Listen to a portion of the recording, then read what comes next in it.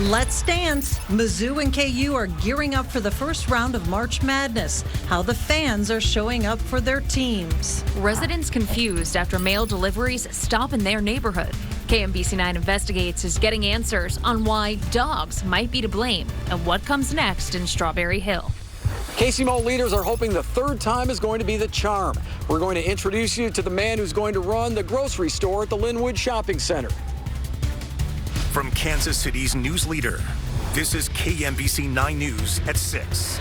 And fans are showing pride for their teams as the first round of March Madness gets off the ground. We are just hours away from the Kansas Jayhawks and the Mizzou Tigers tipping off for their first games. Thanks for joining us at 6. I'm Laura Moritz. And I'm Jamie Weiss in for Chris. KMBC 9's Eric Graves is live for us in St. Louis, where Mizzou fans made the 2-hour trip down I-70 to cheer on the Tigers in the first round. Hey, Eric. Hey, Jamie, I tell you what, Mizzou has only gotten this opportunity twice in the NCAA tournament, a game in St. Louis, and they are taking advantage of it. It is packed here at Ballpark Village, and it really could not be a better night for this. I mean, beautiful out here. Sun has been shining all day, and these fans are hoping the sun is going to shine on their Missouri Tigers tonight. That is what they're going to need against a very tough Miami team. But I tell you what, right now, fans could not be feeling any better. People told me they are nervous because it is Missouri and it is the postseason. They have not had a lot of recent success in the NCAA tournament, but this one's in St. Louis, 2 hours from home, and they are hoping to give them a home court advantage. Bad the last couple of years in the tournament, so bought this hat, turn it around. I think Mark Mitchell's going to have a triple-double. We're going to win by 30 points. Is that too absurd? I think it's going to be pretty electric.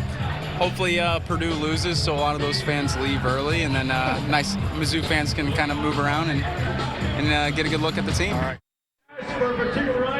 And it is safe to say that there are other fans here. Purdue's shown up strong, Kentucky's shown up strong, but man, it is all Missouri here in St. Louis, as it should be, and it'll be a heavy home crowd tonight in the Enterprise Center. We'll be live there at 9 and 10 to bring you some insight into the game as it's happening, and it is going to be fun here tonight in Missouri, hopefully for these Missouri Tiger fans. We'll send it back to you guys in Kansas City. Eric, thank you. To you, I will say M-I-Z.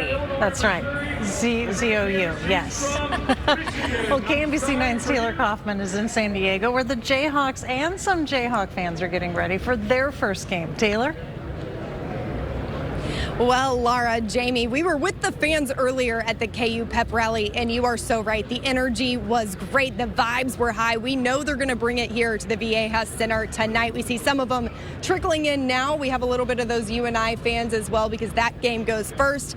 KU has the early matchup. Now, yesterday, I was talking with Kevin Harlan. He's done play-by-play for the NCAA tournament for 28 years. He's also a KU grad himself. So we were talking a little Kansas basketball, what the keys were for the Jayhawks to win this game. He said everybody talks about Darren Peterson, Melvin Council, and rightfully so, but he says it might be the bigs that make the big difference in this one. That's Bill's game, you know. That's what he specializes in. He came to Kansas from Illinois with the high-low feel and his success with that. It's carried him when he's had different kind of personnel to make it work the way he sees it. I have great confidence that they're going to show their best, not only in the game against Cal Baptist.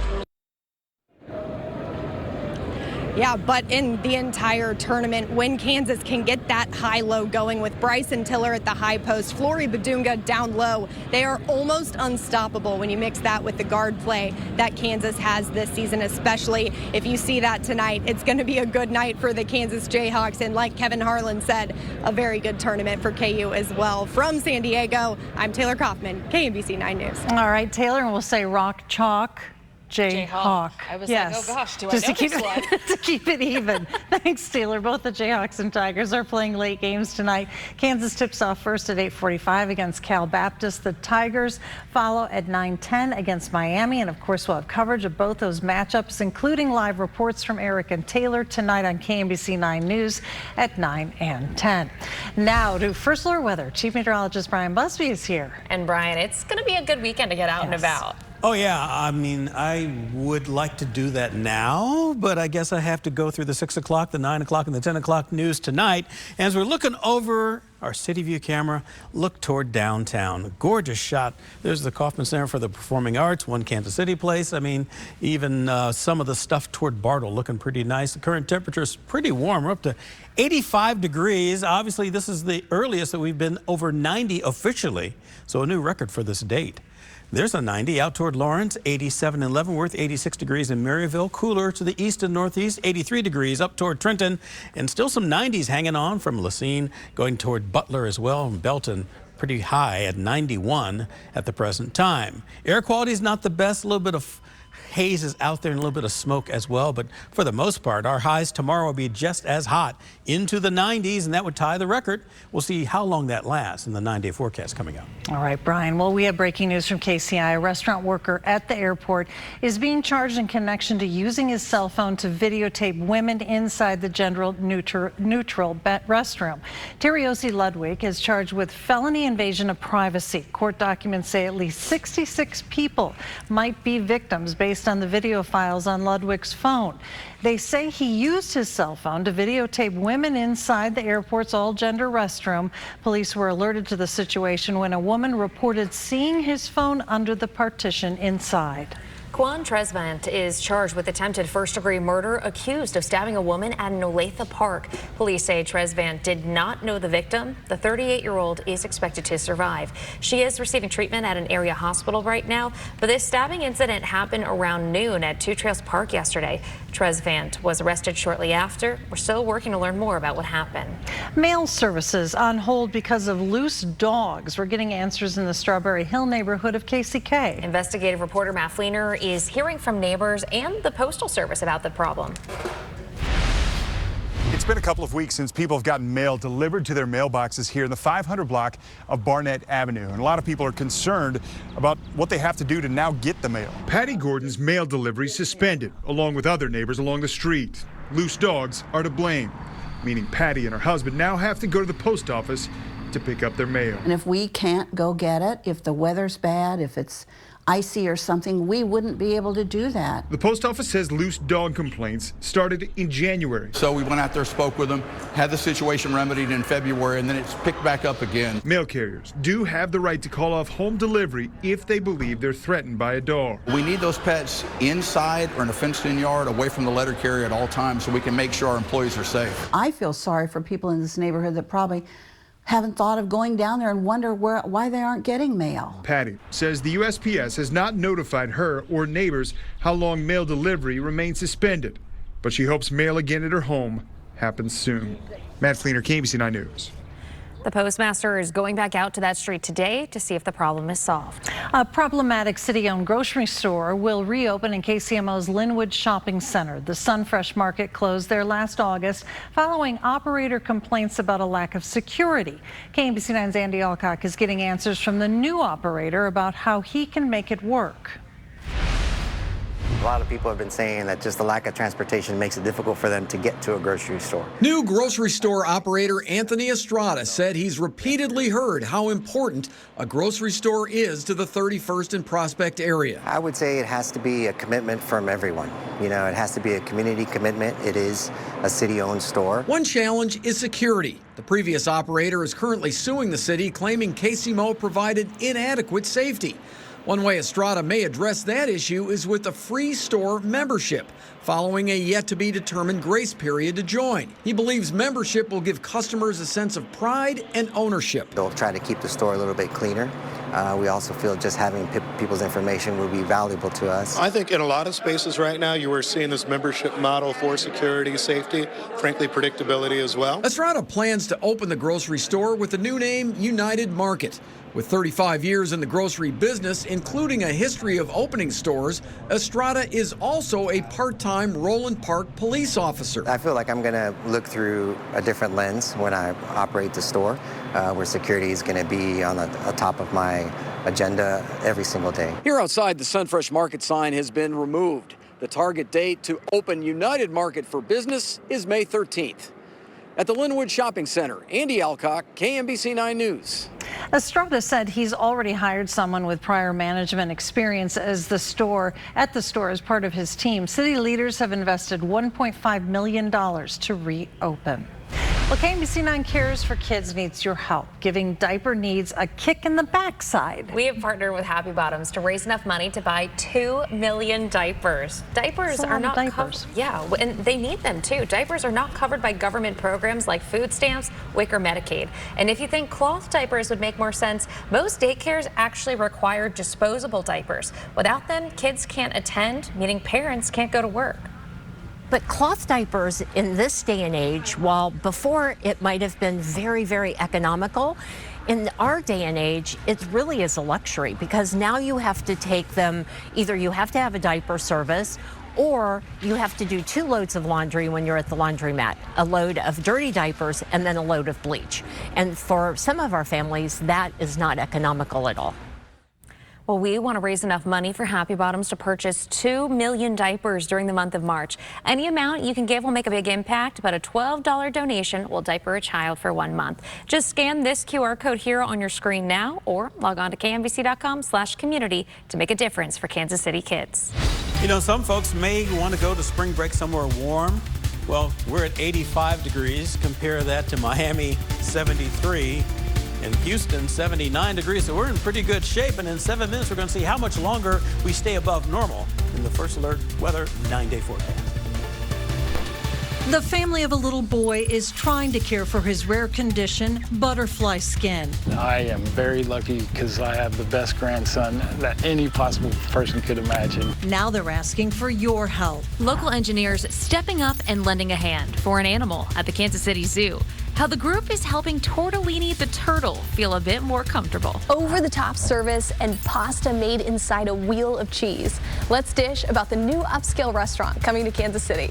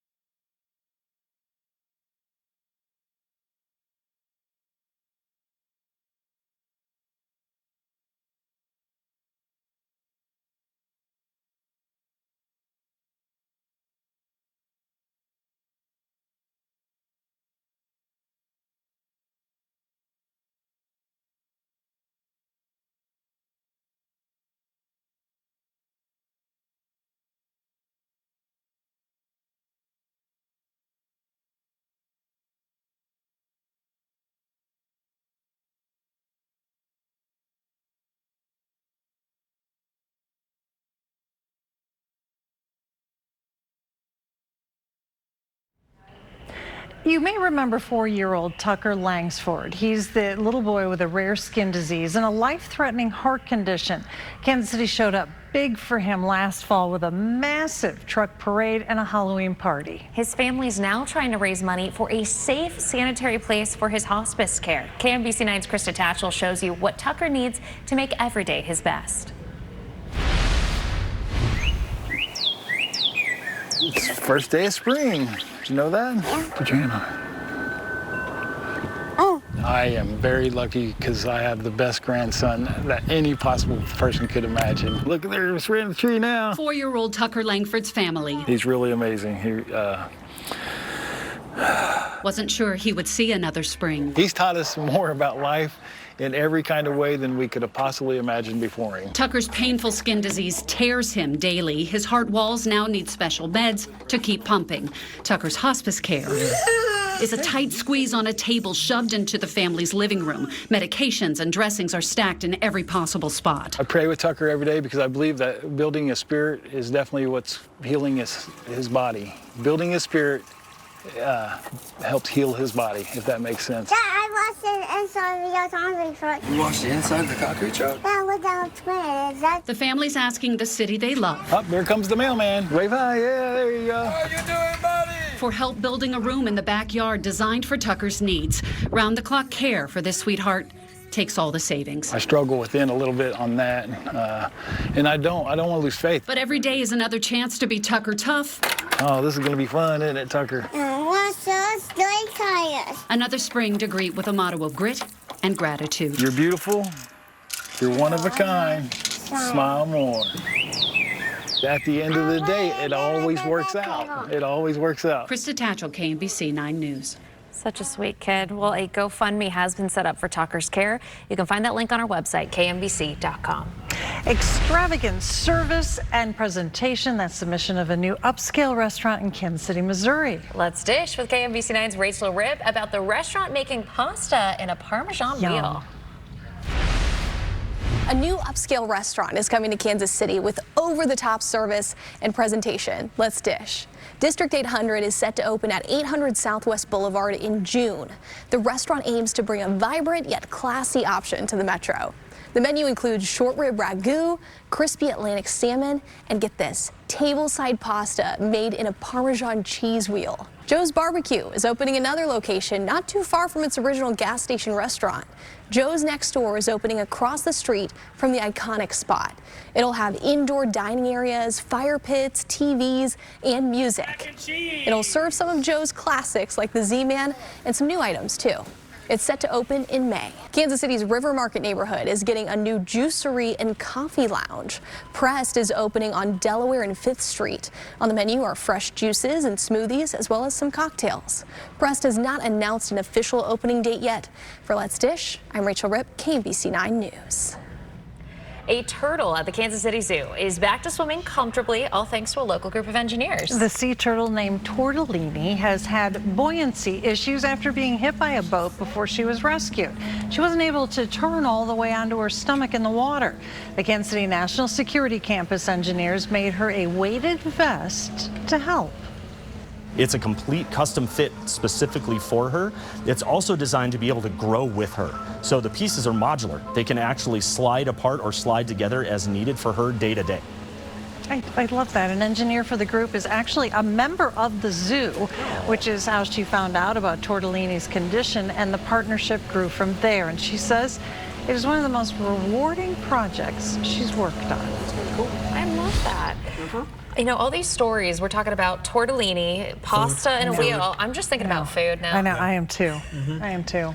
I was going to do Chinese tonight. I guess not. I'm going to do pasta. Yeah. That sounds good. Yeah, it does. That sounds really good. Or maybe just outdoor dining of any sort. I mean, it is so nice. It is so warm. It is so comfortable. And we went from one extreme to the other. Now, I know we're comparing, well, here we're talking food, apples to oranges, because I'm comparing wind chills to temperatures. -9 Monday, and today's high, 90 degrees. Talk about a swing of the pendulum. That continues to be the case. And it feels like summer out there. You may want to turn on the ceiling fan. Make sure that the blades are going counterclockwise. Remember, that's the setting for summer, to bring down that cooler air. And as far as air conditioners, make sure they're working fine, because they're probably going to need to be in tip-top shape for the next couple.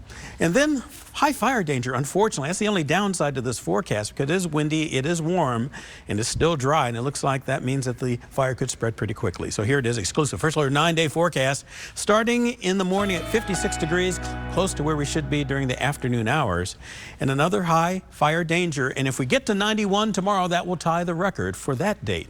Look how quickly we soar. By noon, we'll be at 81 degrees. So again, outdoor dining, not a bad thing, although you may have to weigh down the napkins, because by Sunday, it'll be very very windy, a little cooler. 77 is still above normal, 60 on Monday, back to 66 on Tuesday.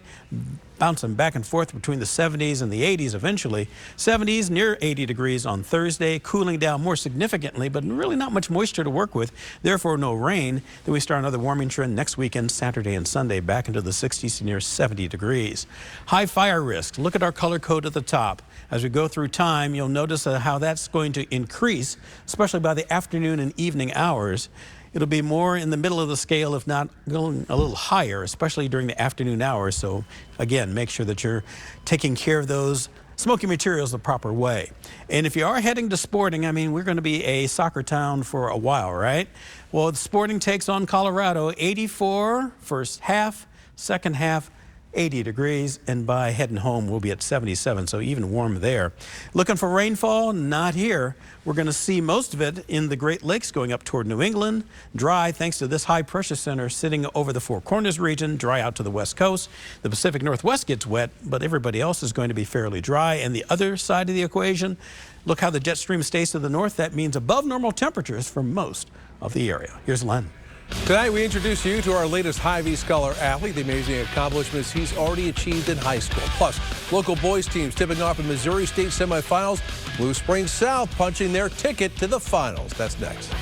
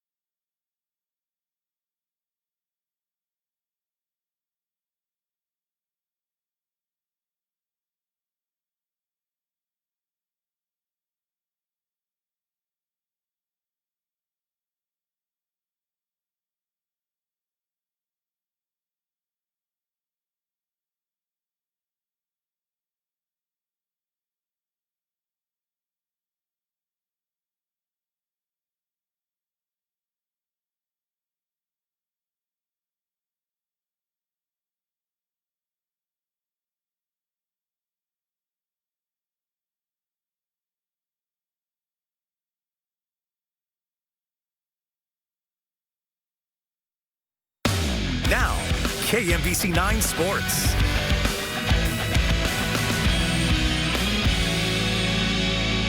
The KMBC 9 Hy-Vee Scholar Athlete Award recognizes seniors in our area who excel in the classroom, the athletic field, and in the community. Tonight, we introduce you to a Barstow senior who has a bright future ahead of him. Ishan Patel is a star on the Barstow soccer team, all-district first team his junior year. I think I was on my first Little League team when I was about 3 years old. But an ACL injury sidelined Ishan for a lot of his final season. We didn't get much video of him playing soccer, so we went with him to shoot some hoops. Robot hoops. I love working with systems, I love working with the team, and I'm very excited for the upcoming competition season we have. Captain of the soccer and robotics teams is just a glimpse of the achievements the Barstow valedictorian has accomplished.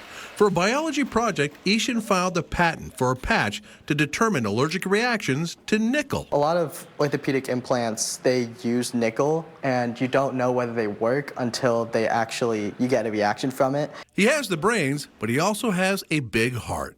Ishan is a congressional gold medalist, honoring him for his work in the community, including helping disabled kids play soccer. That was probably my favorite thing to do because it just shows that everybody can play soccer, which was amazing. We're here now at the Barstow School for the KMBC 9 Hy-Vee Scholar Athlete Award honoring Ishan Patel, and joining me now from Hy-Vee is Justin. Hy-Vee is honored to present you with the High School Scholar Athlete Award. Thank you. Thank you so much. All right, guys.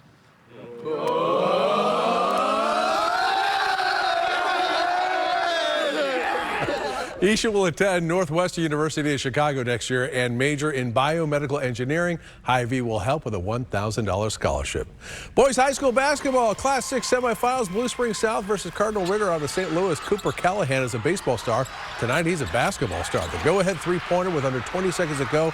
He scores 22. Blue Springs South, the Jaguars advance to tomorrow's Class 6 state championship game. So who will the Jaguars face? Rockers taking on DeSmet Jesuit in the other semifinal. Just one loss all season for the Hawklets, but unfortunately, number 2 comes tonight. Rockers hanging around this one. They just couldn't get past DeSmet. Rockers losing to the Spartans. We're going to have much more for you coming up on KMBC 9 News at 10 o'clock.